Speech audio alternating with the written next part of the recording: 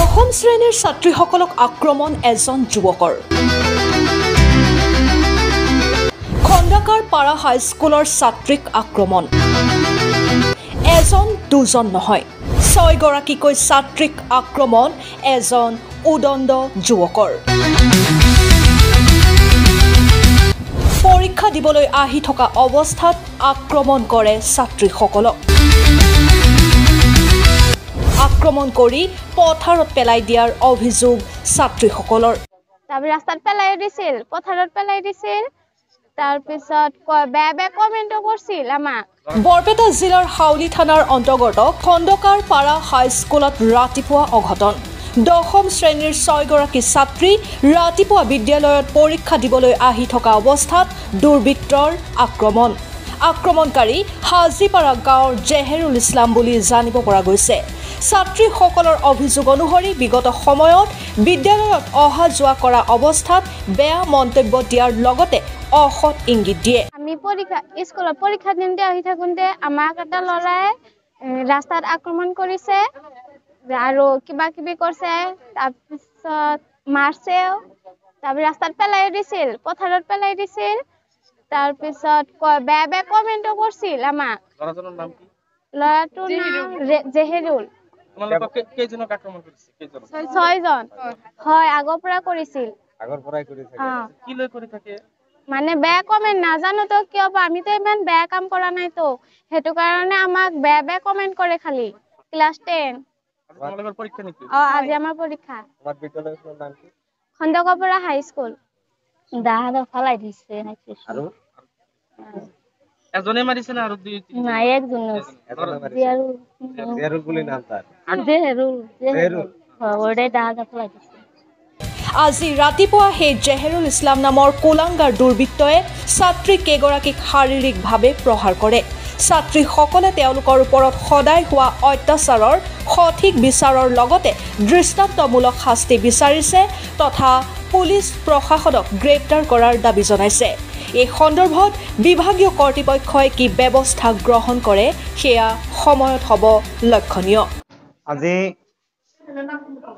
খণ্ডকাৰ পাৰা হাইস্কুলৰ দশমমান শ্ৰেণীৰ ছাত্ৰ ছাত্ৰীসকলৰ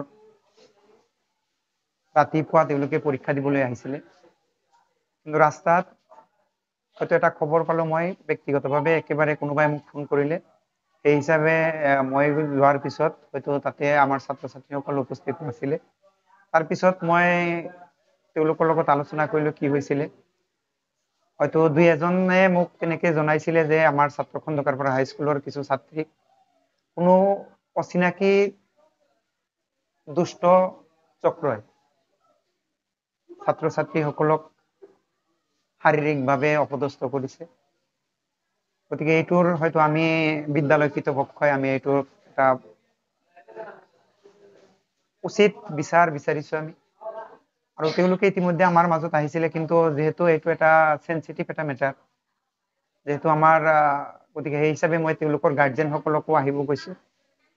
ছাত্ৰ ছাত্ৰীসকলৰ অভিভাৱকসকলৰ উপস্থিতিত এইটো এটা সমীমাংসা আমি বিচাৰিছোঁ, যাতে কোনো ছাত্ৰ ছাত্ৰীৰ ওপৰত বিদ্যালয়লৈ আহি থাকোঁতে বা বাহিৰতো হ'লেও বাহিৰত কোনো ব্যক্তিয়েই যাতে কোনো ছাত্ৰ ছাত্ৰীৰ ওপৰত হাত তোলাৰ সাহস নকৰে, এইটো এটা উচিত বিচাৰ লাগে। আৰু মই আশা কৰিম এই অঞ্চলৰ যিসকল শুভাকাংক্ষী আছে আমাৰ বিদ্যালয়ৰ ছাত্ৰ ছাত্ৰীসকল আমাৰ দেশখনৰ নাগৰিক, তেওঁলোক ভৱিষ্যত আমাৰ এই দেশখনৰ পৰিচালনাৰ দায়িত্ব ল'ব। গতিকে এই ছাত্ৰ ছাত্ৰীসকলক কোনোবাই ৰাস্তাত স্কুলত অহাত বাধা দিলে আমাৰ বিদ্যালয়খন হয়তো সুচাৰুৰূপে চলি নাথাকিব। গতিকে যিসকল তেনেকুৱা দুষ্ট চক্ৰক মই প্ৰত্যাহ্বান জনাইছোঁ, তেওঁলোকে যাতে এই সাহস নকৰে, তেওঁলোকৰ মাজত এইটো কি হ'ব লাগিব, ভয় হ'ব লাগিব যে ছাত্ৰ ছাত্ৰীসকলৰ গাত কোনো পধ্যেই তেওঁলোকে হাত তুলিব নোৱাৰিব। মই তেনেকৈ সেই ল'ৰাজনৰ নাম নাজানো বা মই ল'ৰাজনক চিনিও নাপাওঁ, কিন্তু মই ল'ৰাজনক দেখিছোঁ। গতিকে এইখিনি কথা মই হয়তো ল'ৰাজনক নাম মই নাজানো।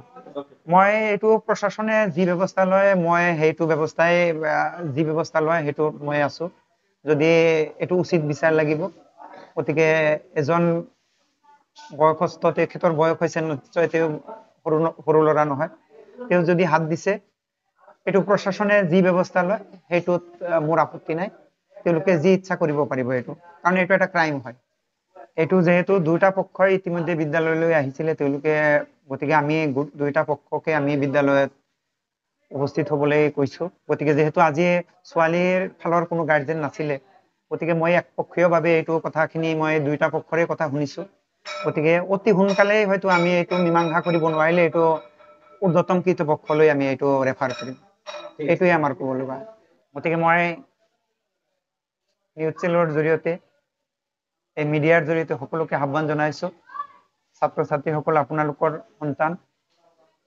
আমাৰ সমাজৰ মানুহেই আগবাঢ়ি আহিব লাগিব কোনেও যাতে ছাত্ৰ ছাত্ৰীৰ গাত হাত নিদিয়ে এই সাহস এই দৃষ্টতা যাতে কোনেও নকৰে